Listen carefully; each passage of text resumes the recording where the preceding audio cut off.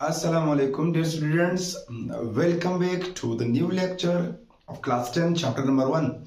हमने series start किया है क्लास 10 का चैप्टर वाइज. इसमें हमने सबसे पहले आपको हुक्स लॉ पढ़ाया था कि हुक्स लॉ क्या है. अकॉर्डिंग टू हुक्स लॉ आपको याद होगा जब हम किसी स्प्रिंग पर फोर्स लगाते तो उस स्प्रिंग में इलोंगेशन या कंप्रेशन प्रोड्यूस होता है. तो हुक्स लॉ के मुताबिक जितना आप फोर्स ज्यादा अप्लाई करोगे उतना ही ज्यादा इलोंगेशन या कंप्रेशन प्रोड्यूस होगा. यहां पर एक डायग्राम बना हुआ है. ये स्प्रिंग है, इसके ऊपर हमने एक फोर्स अप्लाई की तो स्प्रिंग के अंदर इलोंगेशन प्रोड्यूस हो गया. अगर हम इसको इस तरह कंप्रेस करें तो क्या प्रोड्यूस होगा? कंप्रेशन. अगर हम फोर्स को ज्यादा करते हैं तो इलोंगेशन या कंप्रेशन ज्यादा होगा, लेकिन विद इन इलास्टिक लिमिट. ऐसा ना हो कि आप स्प्रिंग को ब्रेक करें. इलास्टिक लिमिट पहुंचने से पहले ये बात सही है. अगर आप इस इलास्टिक लिमिट से प्लास्टिक लिमिट के अंदर दाखिल हो गए तो फिर ये गलत है. अब इसके बाद हम सिंपल हार्मोनिक मोशन को एक्सप्लेन करने जा रहे हैं, लेकिन इससे पहले कि हम सिंपल हार्मोनिक मोशन को एक्सप्लेन करें हम आपको दो सिंपल टर्म्स बताने जा रहे हैं. एक है पीरियोडिक मोशन, एक है वाइब्रेटरी मोशन. अगर आपको ये दोनों टर्म समझ आ गए तो फिर एसएचएम कुछ भी नहीं है. तो देखते हैं what is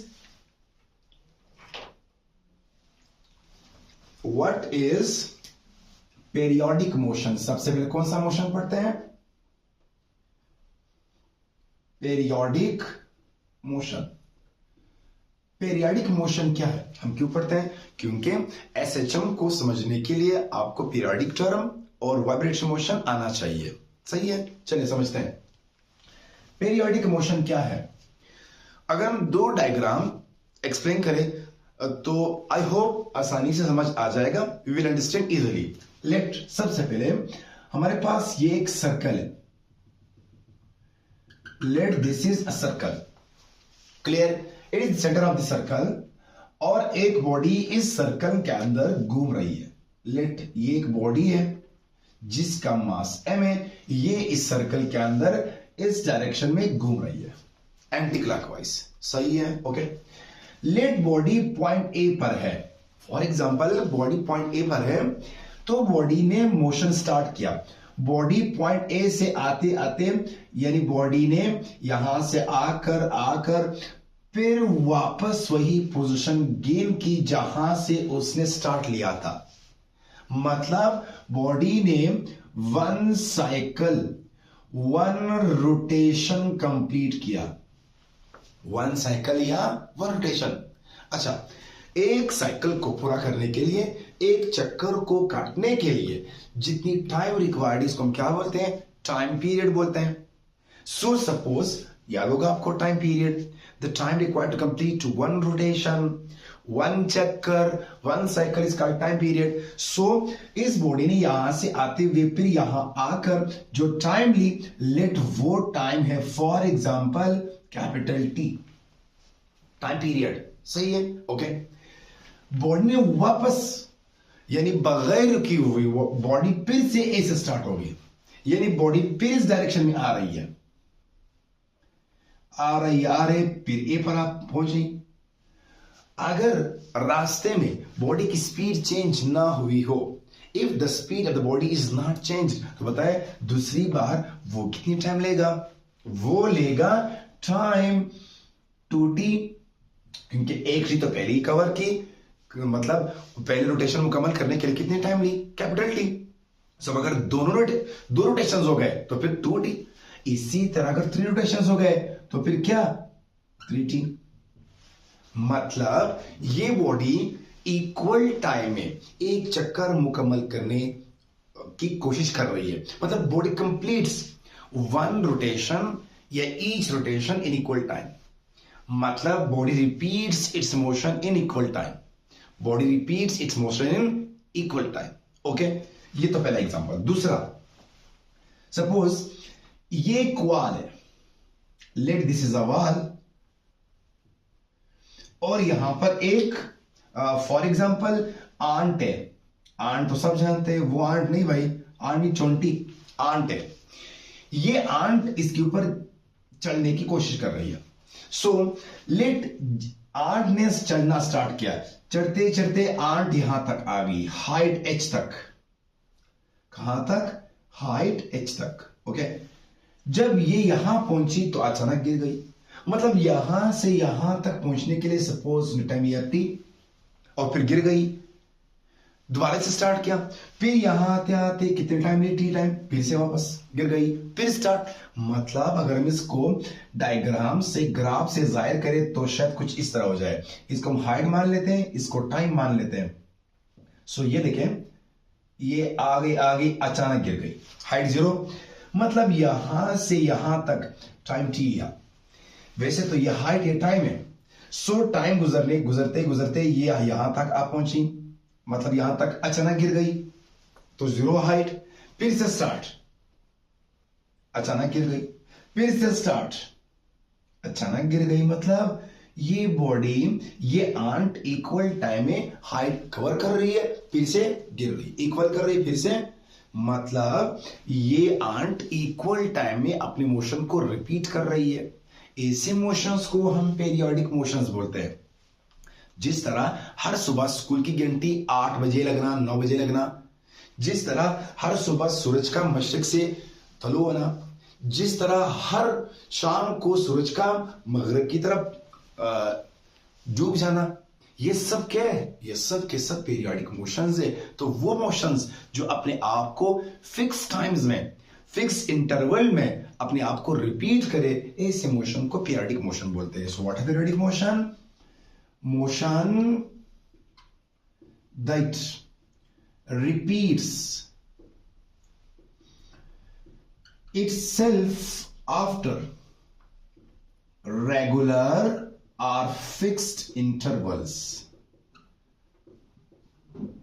is called what? Periodic motion. अच्छा, ये जो periodic motion है, it can be of any nature, ये किसी भी नेचर का हो सकता है। ये देखिए, ये अलग नेचर है, ये अलग नेचर है, और मशरिक से सूरज का तलु होना अलग अलग किस्म की मोशन है, मून का अराउंड द अर्थ घूमना अलग किस्म का मोशन है। तो ये डिफरेंट नेचर के हो सकते हैं। क्लियर? ओके, ये तो हो गया पीरियोडिक मोशन। इसकी एग्जांपल मैंने ली आपको, ये एग्जांपल इसका है, ये वाला, इसको हम बोलते हैं UCM, uniform circular motion. Uniform circular motion, इसको क्या बोलते हैं? UCM, uniform circular motion. For example, climbing of ant on the wall, ये भी कौन सा मोशन है? पीरियोडिक। यहां तक दिख रहा है? Yes, climbing of ant on the wall भी क्या है? पीरियोडिक मोशन है। अच्छा, अब हम पढ़ते हैं वाइब्रेटरी मोशन को। कौन सा मोशन? Vibratory motion. ये कौन सा मोशन है? वो पीरियोडिक मोशन, वो पीरियोडिक मोशन जो टू एंड फ्रो हो, वो पीरियोडिक मोशन, गौर से सुन लें, जो टू एंड फ्रो हो, मतलब आगे पीछे हरकत कर रहा हो और वो पीरियोडिक, ऐसे मोशन को हम वाइब्रेटरी मोशन बोलते हैं। यानी to and pro, to and pro periodic motion is called vibratory motion. Very easy. क्या? To and pro periodic motion is called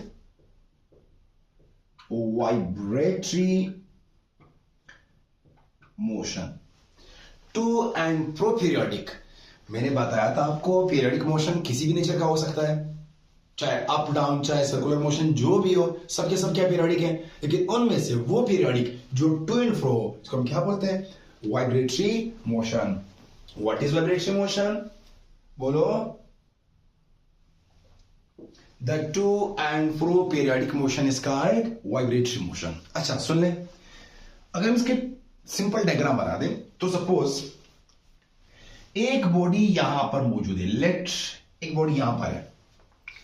इस बॉडी के ऊपर हमने यहां पर जब नेट फोर्स निकाला तो 0 था, तो एक्सेलरेशन क्या होगी? वो भी 0, क्योंकि हमने Newton second law first law में कहा था कि अगर फोर्स 0 तो एक्सेलरेशन 0, 4 तो एक्सेलरेशन क्या है 0, कंफर्म 0 कौन सा फोर्स है 4 second law, Newton second law of motion. अच्छा तो इस पोजीशन को हम मीन पोजीशन मान लेते हैं या इस पोजीशन को हम इक्विलिब्रियम पोजीशन बोलते हैं। कौन सा पोजीशन बोलते हैं इक्विलिब्रियम, जहां पर नेट फोर्स 0 हो, जहां पर एक्सेलरेशन 0 हो, उसको हम क्या बोलते हैं, उसको हम एक मिनट, हाँ इसको हम इक्विलिब्रियम पोजीशन या मीन पोजीशन बोलते हैं। अच्छा अब अगर हम इसको यहां से डिस्प्लेस करके यहां तक ले आए, लेट पॉइंट ए तक ले आए,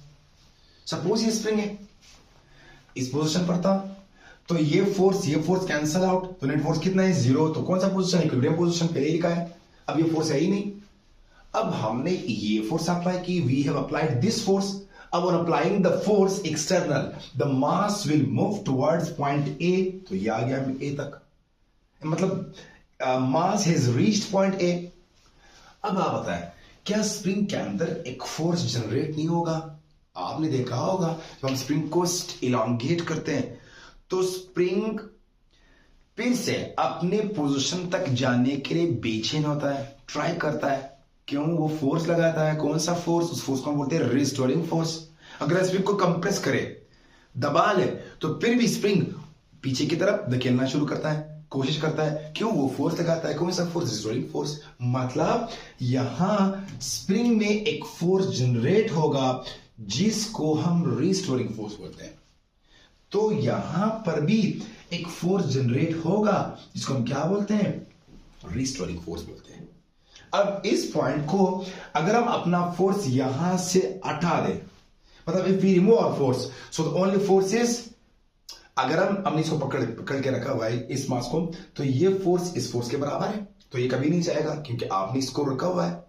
अगर आप अपना फोर्स को हटा दें तो ये किधर जाएगा? आगे की तरफ। क्यों? किस फोर्स की वजह से? Restoring force. तो ऐसे पॉइंट को हम एक्सट्रीम पोजीशन बोलते हैं। कौन सा पोजीशन बोलते हैं?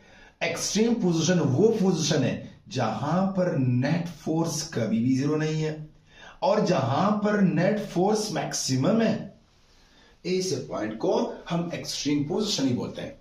तो अब ये किधर जाएगा? उधर। अगर हम इसको छोड़ दें तो ये आगे आते हुए यहां तक आएगा। अब यहां पर वो रुक जाएगा? नहीं यार, ये यहां पर कभी नहीं रुकेगा, क्योंकि यहां अगर आपने इसको पकड़ा हुआ है तो यहां पर इसकी वेलोसिटी कितनी है? 0, क्योंकि आपने पकड़ा हुआ है। जब हम इसको रिलीज करते हैं तो इस फोर्स की वजह से the velocity will start increasing, and as the velocity is increased, therefore here the energy is increased, momentum is increased, inertia, so ये inertia, momentum, energy will try, ये कोशिश करेंगे कि बॉडी यहां पर ना रुके, तो किधर जाएगी? आगे की तरफ। तो बॉडी यहां से आकर यहां तक आ गई, सपोज ये पॉइंट बी। अच्छा, जब ये बॉडी यहां से आगे जाएगी तो क्या स्प्रिंग को आप दबाने की कोशिश नहीं कर रहे? तो जब आप स्प्रिंग को दबाने की कोशिश कर रहे हैं तो स्प्रिंग क्या करेगा? पीछे की तरफ एक फोर्स लगाएगा जिसको हम फिर से क्या बोलते हैं? फिर से रिस्टोरिंग फोर्स बोलते हैं। तो यहां से फिर रिस्टोरिंग फोर्स लगेगा, लेकिन यहां से यहां आते तक, यहां आते हुए इसकी वेलोसिटी क्या होगी? वेलोसिटी डिक्रीजेस, हेंस यहां पर भी वेलोसिटी कितनी बनेगी? 0। तो यहां पर फिर से वेलोसिटी 0, फोर्स मैक्सिमम, तो फिर से पीछे की तरफ, तो ये बॉडी फिर से वहां से ऐसे आएगी, मतलब ये बॉडी यहां से ऐसे वापस आएगी। क्या यहां पर रुकेगी? नहीं, इनर्शिया मोमेंटम फिर से कहां पर आएगी? यहां। अब यहां से आगे फिर अपोजिट डायरेक्शन में, मतलब ये बॉडी अपने इस पोजीशन के around to and fro motion कर रही है। क्या कर रही है? To and fro. ये बॉडी यहां से यहां तक इस पोजीशन के around to and fro motion कर रही है। ऐसे मोशन को हम क्या बोलते हैं? वाइब्रेटरी मोशन बोलते हैं। कौन सा मोशन बोलते हैं? Vibratory motion. अच्छा, अब इस मोशन के दौरान आपने जो फोर्स अप्लाई की थी सिर्फ इसलिए कि आप बॉडी को डिस्प्लेस करो, बस। फिर मोशन के दौरान आपके फोर्स का कोई किरदार नहीं है। तो अगर मैं आपसे पूछ लूं कि इस टोटल मोशन में जो फोर्स लग रहा है वो कौन सा फोर्स है, आप जोर से बोलोगे कि सिर्फ रिस्टोरिंग फोर्स है, क्योंकि यहां पर नो एयर, नो फ्रिक्शन, कुछ भी नहीं है। हमने आइडियल केस माना है। क्यों आइडियल माना है? अगर हम आइडियल ना माने तो ये बॉडी जब यहां मूव करेगी आगे पीछे, यहां फ्रिक्शन होगा, एयर होगा, तो लास्ट में ये रुक जाएगी, क्योंकि frictional force always loss the energy. तो जब ये रुक जाएगी तो फिर किधर से पीरियडिक मोशन है? पीरियडिक मोशन मीन जो अपने आप को रिपीट करे। इसलिए हमने वाइब्रेटरी मोशन में ये रेजिस्टेंस, फ्रिक्शनल फोर्सेस, सब कुछ को निगलेक्ट किया है। देयरफॉर बॉडी में ऑलवेज मूव। सो अगर मैं आपसे पूछ लूं यहां पर कौन सा फोर्स लग रहा है, आप बिंदास बोलोगे रिस्टोरिंग फोर्स। कौन सा फोर्स? जोर से बोलोगे रिस्टोरिंग फोर्स। अच्छा एक मिनट, एक कुछ और बताता हूं आपको। ये जो आप बॉडी को यहां से यहां तक लाने की कोशिश कर रहे हैं, तो क्या आप यहां से यहां तक डिस्प्लेसमेंट कवर नहीं करे बॉडी के जरिए? मतलब बॉडी क्या कवर कर रही है? डिस्प्लेसमेंट। और डिस्प्लेसमेंट सपोज हम इसको x मान लेते हैं। क्या मान लेते हैं? x। एक मिनट, डिस्प्लेसमेंट तो वेक्टर क्वांटिटी है, वेक्टर की डायरेक्शन है। तो एक मिनट, एक बात याद रखना, जो डिस्प्लेसमेंट किधर लिखूं, किधर लिखूं? यहां पर लिखूं। जो डिस्प्लेसमेंट है always measured from mean position. ये हमेशा मीन पोजीशन से मेजर करना है आपने। ऑलवेज मेजर्ड फ्रॉम, अच्छा ये इस तरफ है, तो लेट मी इसको पॉजिटिव एक्स मान लेता हूं। तो फिर अगर बॉडी इस तरफ आएगी तो फिर एक्स क्या होगा? बोलो, एक्स होगा नेगेटिव, क्योंकि डिस्प्लेसमेंट वेक्टर है। अगर इस डायरेक्शन में एक्स पॉजिटिव है तो अपोजिट में एक्स क्या है? नेगेटिव है। अब आप बोलोगे कि यहां पर सिर्फ कौन सा फोर्स है? Restoring force. और याद है आपने कहा था रिस्टोरिंग फोर्स हुक्स लॉ में kx था, लेकिन आपने माइनस लगाया था। क्या लगाया था? माइनस। हम माइनस क्यों लगा रहे हैं? वैसे इसके दो तीन रीजन है। मेन मतलब सिंपल रीजन जो आपको समझ आ जाए वो ये है, फिजिक्स में हम माइनस को डायरेक्शन के लिए यूज करते हैं, फॉर डायरेक्शन। कंफर्म? ओके। अच्छा, यहां पर फोर्स और एक्स की डायरेक्शन क्या है? अगर एक्स इस तरफ है तो फोर्स उस तरफ है। एक्स फोर्स अपोजिट है। यहां पर अगर एक्स उस तरफ है तो फोर्स इस तरफ है, मतलब फिर से अपोजिट है। और आपको याद होगा अपोजिट के लिए हम क्या यूज करते थे? माइनस। देयरफॉर हम माइनस लगा रहे हैं। ये रीजन तो नहीं है, फिर भी आपके कंसेप्ट के लिए, आपके लेवल के मुताबिक यही रीजन है कि एफ और एक्स एक दूसरे की क्या है? अपोजिट है, इसलिए हमने क्या लगाया? माइनस। अच्छा, यहां पर लगेगा एक एन, यहां पर लगेगा एक N. Where n is equal to 1, 3, 5, 7, 9 and so on, यानी ऑड नंबर। यानी ये वो फोर्स है जो किसी वाइब्रेटरी मोशन में लग रहा है। जो भी वाइब्रेटरी मोशन हो, जिस किस्म का भी हो, तो आपका फोर्स क्या होना चाहिए? F is equal to minus K X power n। F is equal to minus K X power n, where n is something. It means F is equal to minus kx power 1, F is equal to minus kx power 2, F is equal to minus kx power 3 and so on. Sorry, two नहीं है, sorry भाई, sorry for that and so on. अच्छा, अब आप इनमें से देख ले, इनमें से कौन सा ऐसा फोर्स है जो सबसे सिंपल है? कौन सा ऐसा फोर्स है जो सबसे सिंपल है? इनमें से देख ले कौन सा फोर्स सबसे सिंपल। तो आप सब बोलोगे this is the simple one. ये तो सिंपल पावर ओनली 1 है, इसका पावर 2, 3, इसको छोड़ो, ये सिंपल, ये वेरी सिंपल है। तो F is equal to minus K X power 1, ये सिंपल है। अब जिस वाइब्रेटरी मोशन में ये फार्मूला लग जाए, जिसमें x की पावर 1 हो, ऐसे वाइब्रेटरी मोशन को हम SHM मान लेते हैं। This is called SHM, simple harmonic motion. ये आपका सिंपल हार्मोनिक मोशन है SHM। तो यहां तक ये वीडियो काफी है। आप कोशिश करें कि आप वाइब्रेटरी मोशन और पीरियडिक मोशन को डीप एक्सप्लेन करें और समझ जाए। इंशाल्लाह अगली वीडियो होगी SHM पर। तो मिलते हैं नेक्स्ट लेक्चर में, तब तक के लिए अल्लाह हाफिज। अपने दुआओं में याद रखना।